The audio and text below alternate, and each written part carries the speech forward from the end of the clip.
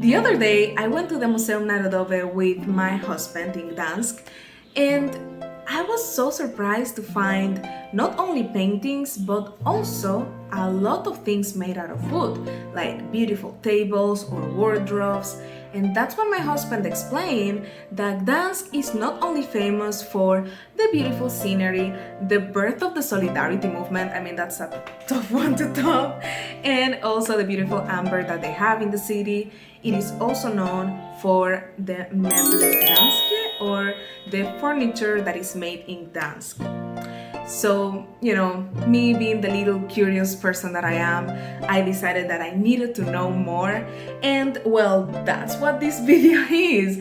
My name is Leslie, I'm a Dominicana living in Poland, and today we are going to learn about the history of the furniture made in Gdansk. Gdansk has had a really deep connection with wood from the start, from way back, because Gdansk's location is really unique in the sense that it's a major port city, it's also connected to the Wisła River, and at the same time it is in the Pomerania region where it is surrounded by a lot of forest. If you have ever been there, I am sure that you have seen how actually all of the area surrounding the Tree City is just full of beautiful forest. And what's in those forests? Well, there's the timber. So Gdansk was not only using the wood to do regular things like building houses or household appliances, they were also using it to build those same ships that were going to help with its development. In medieval Gdansk, the craft was really utilitarian, and they had people split into two sides. So you had the carpenters, they would do all of the basic things like windows, doors, beams, really practical. And then you would have the wood carvers, and they would do all of the beautiful things for the churches, for the public buildings, but also for the private homes. And this would become really relevant later as people started to gain a little bit more status. But hold on, we are not there yet. By the late 15th century, they start forming guilds.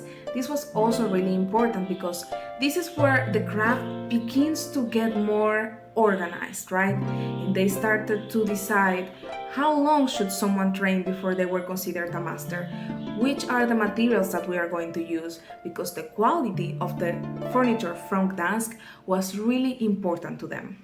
They would spend like years. You think going to college now takes long? Well, you don't even want to try going there, especially because life expectancy was really low, I think, so even worse. Okay, anyway, going back to the point.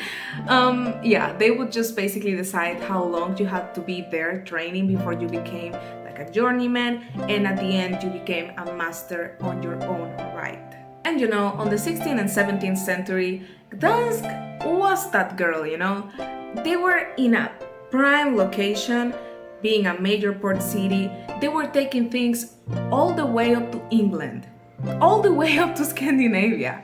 So they were everywhere, and they started to gain a lot of money. And of course, if you're making that back, you kind of want to show it. So they started to think, we want to have furniture that as soon as someone walks into our house, they can see how rich we are, how educated we are, how cool we are. They really were that girl, and they wanted to dress like it. The furniture production in Gdansk was really detailed. How many times have I said today that they were really detailed and they were really good at what they did? This was a really labor-intensive process. They normally had small workshops right next to their houses, or they were using the guild properties where the masters would constantly need the help from the journeymen and the apprentices, because not only were they like, we're gonna make this beautiful, grandiose, no nails. They were using no nails to keep this together. Just a lot of, thinking caps and a lot of joinery techniques where everything would just fit to perfection and be made to last. The guild regulations also really controlled how many active masters there were, because of course you don't want to have a bunch of people doing this technique and then the quality starts to decay.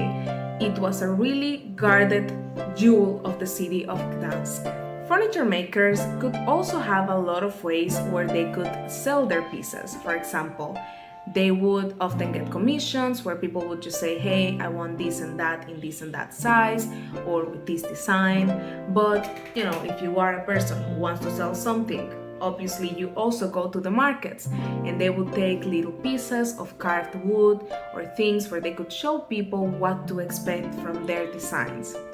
Let's also remember that Gdansk is so well interconnected not only to Poland through the Wisła, but also to the rest of Europe through the Baltic. So they were also sending a lot of pieces there, and merchants would come with samples of the famous Meble Gdańskie. So anyone that was someone wanted or already had one of those pieces in their houses. Sadly, by the late 18th century, with everything happening in Poland, the partitions, the crisis, economical, political crisis, nobody was really in the mood to be ordering these beautiful, grandiose things. So slowly but surely, they just resorted to doing more established standard pieces.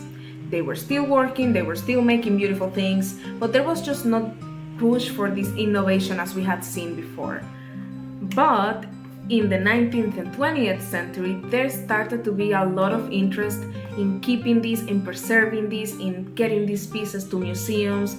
And although obviously during the 20th century, there was a lot of loss when we had the wartime, today we have the Muzeum Narodowe w Gdańsku. This is a really important thing because even people like me who never ever dreamed to be in Poland 4 years ago can now go and enjoy these beautiful pieces. There you can find not only the big wardrobes, you can also find tables with bones, you can find beautiful chests, chairs, and a lot of pieces that are really important to keep preserving.